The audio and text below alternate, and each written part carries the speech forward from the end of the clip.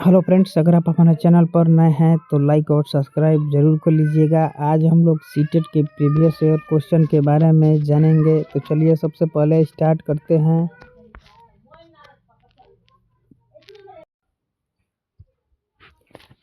कह रहा है, नूर विद्यालय में अपना लंच बॉक्स लाना भूल गई तथा यह कहते हुए तान्या से उसका लंच साझा करने के लिए कहा, तुम्हें आज अपना लंच मेरे साथ साझा करना चाहिए क्योंकि कल मैंने तुम्हारे साथ अपना लंच साझा किया था। लॉरेंस कोहलबर्ग के नैतिक सिद्धांत के अनुसार नूर का कथन अविन्यास रूप को प्रदर्शित करता है। तो यह हो जाएगा हमारा आदान प्रदान परंपरागत, एक्सचेंज कन्वेंशनल स्टेज। नेक्स्ट कह रहा है कि समाज में विभिन्न लिंगों के लिए उपयुक्त मानी जाने वाली प्रारूपिक विशेषताओं के बारे में जन सामान्य की अवधारणाओं को क्या कहा जाता है? इसको कहा जाता है जेंडर स्टीरियोटाइप, जेंडर रूढ़िबद्धताएं। नेक्स्ट है, हाल ही में पटचर्या में ऐसी कहानियों को शामिल करने के लिए विवेकशील प्रयास किया गया है जिसमें पिता घर के कार्यों में लगा रहता है और माता साहसी गतिविधियों को करती है। यह कदम है तो यह जेंडर स्टीरियोटाइप को समाप्त कर रही है। लेव वाइगोस्की के अनुसार जब एक वयस्क बच्चे के निष्पादन के वर्तमान स्तर को सहयोग द्वारा विस्तार करता है तो यह क्या कहलाता है? सहयोग दे रहा है तो इसको पाड़ या ढांचा कहते हैं।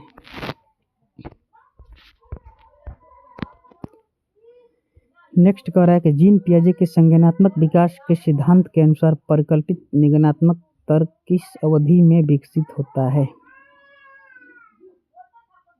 किस अवधि में विकसित होता है? तो किस अवधि में विकसित होता है? मूर्त संक्रियात्मक अवस्था। इसको कहते हैं मूर्त संक्रियात्मक अवस्था। नेक्स्ट है हमारा के अनुसार बच्चों के चिंतन के बारे में सामाजिक प्रक्रियाओं तथा सांस्कृतिक संदर्भ के प्रभाव को समझाना आवश्यक है।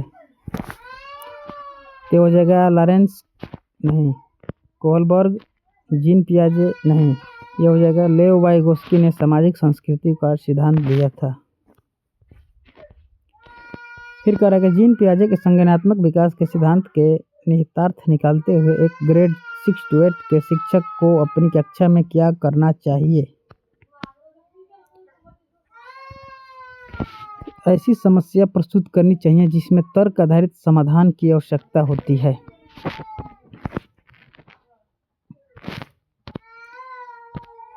नेक्स्ट कह रहा है कि हार्वर्ड गर्नर के बहुबुद्धि सिद्धांत के अनुसार तार्किक गणितीय बुद्धि वाले एक व्यक्ति की क्या विशेषताएं होती है? पैटर्न की खोज की एवं तर्क की लंबी श्रृंखला को हल करने की क्षमता और संवेदनशीलता।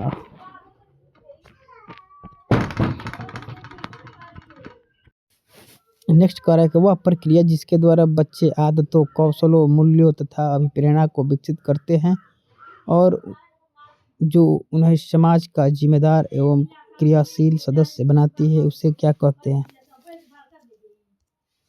उसे हम कहते हैं सामाजिकरण।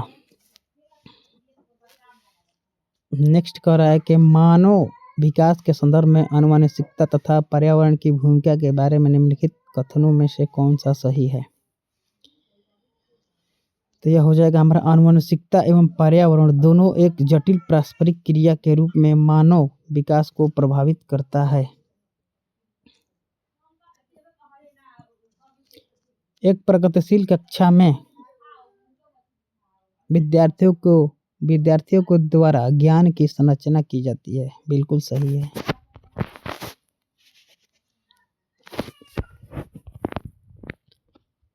नेक्स्ट करेगा सतत एवं समग्र मूल्यांकन में क्या शामिल है? विविध प्रकार की रणनीतियों का प्रयोग करते हुए दोनों संरचनात्मक एवं संकलनात्मक आकलन का प्रयोग करना चाहिए। जी ठीक है। नेक्स्ट है हमारा आपकी कक्षा के एक विद्यार्थी को विभिन्न स्रोतों से बार बार यह बताया गया है कि उसके सामाजिक वर्ग के लोग शैक्षिक क्षेत्र में निम्न स्तरीय प्रदर्शन करते हैं। इस रूढ़िवादिता एवं प्रामाणिक रूढ़िवादी आशंका के प्रभाव को कम करने के लिए एक शिक्षक को क्या पहल करना चाहिए?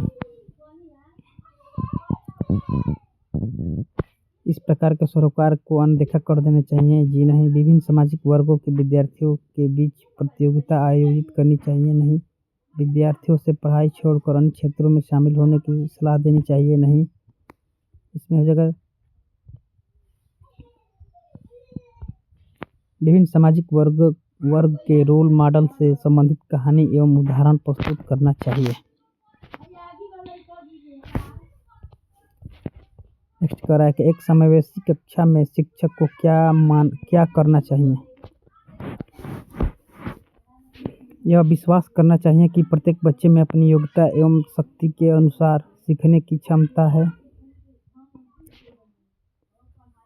फिर कह रहा है कि अशक्त अधिगमकर्ताओं के प्रति दया एवं सहानुभूति दिखाकर? जी नहीं।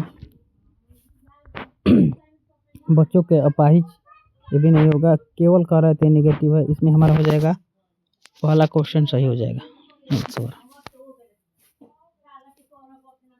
नेक्स्ट कह रहा है कि एक विद्यार्थी कक्षा में निम्नलिखित लक्षण प्रदर्शित करता है: पढ़ने के प्रति चिंता, शब्द या अक्षर को पहचानने की कठिनाई, निम्न स्तरीय शब्दावली कौशल, पहले पढ़े हुए पाठ को समझने या याद करने में कठिनाई। तो ये हमारा विकार हो जाएगा अधिगम अशक्त वाले विद्यार्थी।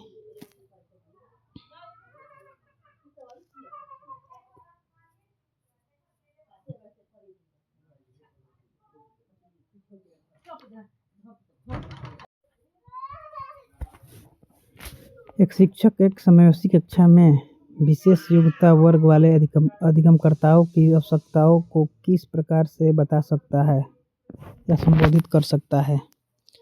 इसमें हमारा हो जाएगा प्रत्येक विद्यार्थियों के अधिगम के सशक्त पक्षों एवं कमजोरियों के विश्लेषण के आधार पर विशिष्ट अधिगम उद्देश्यों को विकसित करना।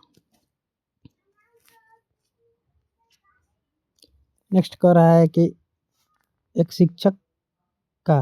शिक्षिका अपनी कक्षा में सृजनात्मकता विद्यार्थियों को किस प्रकार से प्रोत्साहित कर सकती है? अभिसारी चिंतन पर बल देकर? जी नहीं। अभिसारी चिंतन को प्रोत्साहित करके। फिर कह रहा है कि विद्यार्थियों को जोखिम लेने एवं चुनौतियों का सामना करने से हतोत्साहित करना चाहिए? जी नहीं। इसमें अनेक परिप्रेक्ष्यों को प्रोत्साहित करके तथा मूल विचारों को महत्व देकर। हमारा सही हो जाएगा तीसरा नंबर।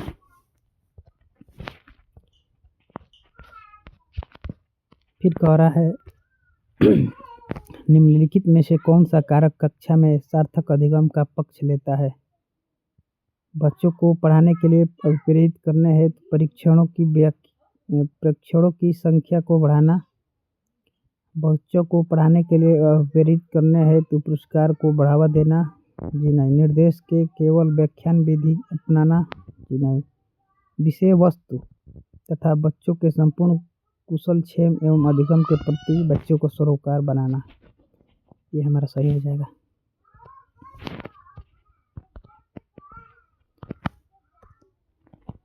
फिर कह रहा है कि निम्नलिखित में कौन सा प्रभावशाली समस्या समाधान रणनीति का एक उदाहरण है? इसमें हमारा हो जाएगा साधन साध्य विश्लेषण, समस्याओं को अनेक उपलक्ष्यों में विभाजित करना।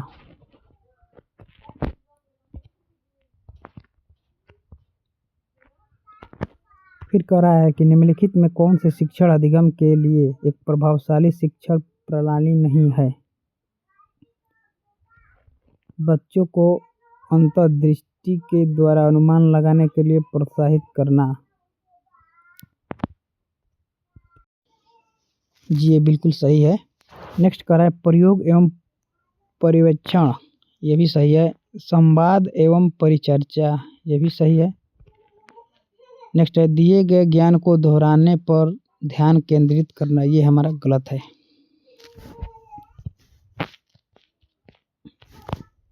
फिर कह रहा है, शिक्षक कक्षा में पढ़ाने में ध्यान न देने वाले बच्चों से किस प्रकार का बर्ताव कर सकता है। बच्चों को कक्षा से बाहर जाने के लिए कहकर नहीं, पूरी कक्षा के सामने उन्हें बार बार डांटना ये भी नहीं होगा। उनसे बात करके तथा उसकी रुचियों का कारण जानने की कोशिश करना। ये हमारा हो जाएगा आंसर इसका 21 का। 22 नंबर कह रहा है कि संरचनावादी उपागम बताता है कि ज्ञान की संरचना के लिए अत्यंत आवश्यक है। ज्ञान की संरचना के लिए अत्यंत आवश्यक है तो विद्यार्थी का पूर्व ज्ञान।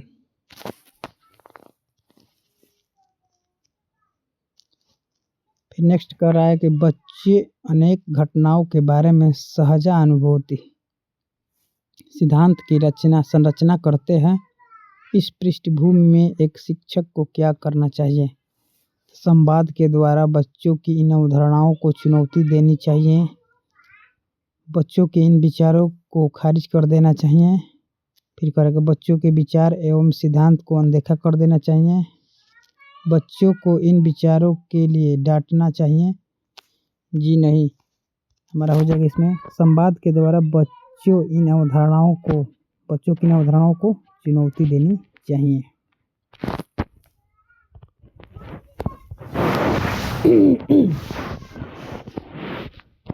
नेक्स्ट है कि संज्ञान एवं संवेग के बीच किस प्रकार का संबंध है। तो संज्ञान और संवेग द्विदिशी दोनों के बीच गतिशील पारस्परिक क्रिया होती है।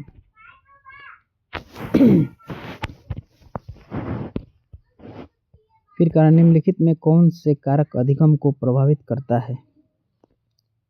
विद्यार्थियों की अभिरुचि, विद्यार्थियों की संवेगीय अवस्था, शिक्षा शास्त्री की रणनीतियाँ, विद्यार्थियों का सामाजिक एवं सांस्कृतिक संदर्भ। इसमें हमारा हो जाएगा चारों।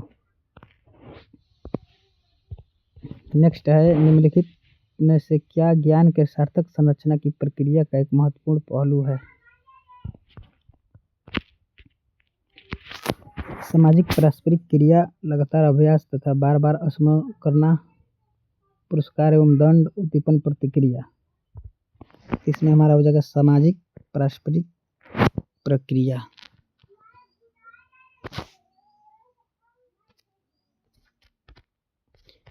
नेक्स्ट है विद्यार्थी पुरस्कार पाने की इच्छा से बार बार किसी गतिविधि को करने का निर्णय लेते हैं।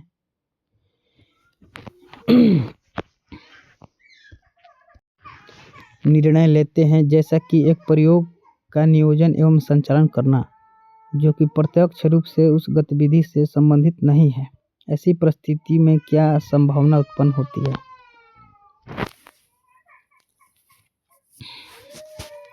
अधिगम के प्रति भौतिकवादी अभिवृत्ति का विकास, समझने के लिए अधिगम से आनंद प्राप्त करना, पुरस्कार के बिना भी गतिविधि में लगे रहना, अन्य लोगों को खुश करने के लिए कार्य करना। तो इसमें हमारा आंसर हो जाएगा अधिगम के प्रति भौतिकवादी अभिवृत्ति का विकास।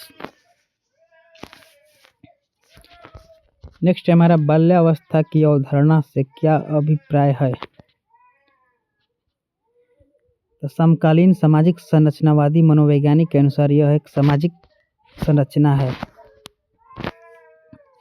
नेक्स्ट है हमारा निम्नलिखित में से कौन सी मध्य बाल्यावस्था की विशेषताएं है।